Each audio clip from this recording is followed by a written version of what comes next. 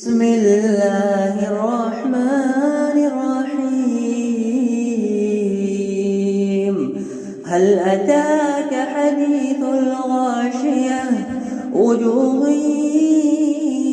يومئذ خاشعة عاملة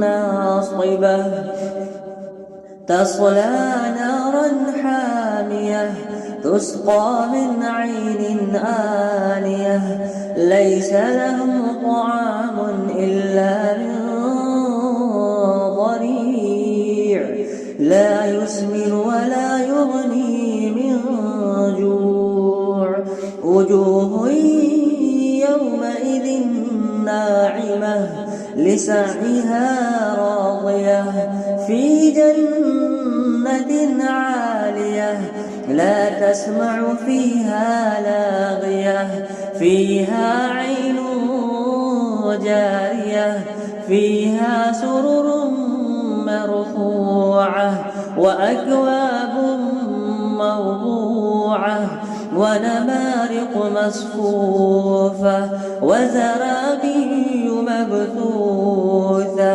أفلا ينظرون إلى الإبل كيف خلقت وإلى السماء كيف رفعت وإلى الجبال كيف نصبت وإلى الأرض كيف سطحت فذكر إنما أنت مذكر لست عليهم بمسيطر إلا من تولى وكفر فيعذبه الله العذاب الأكبر إن إلينا إيابهم ثم إن علينا حسابهم.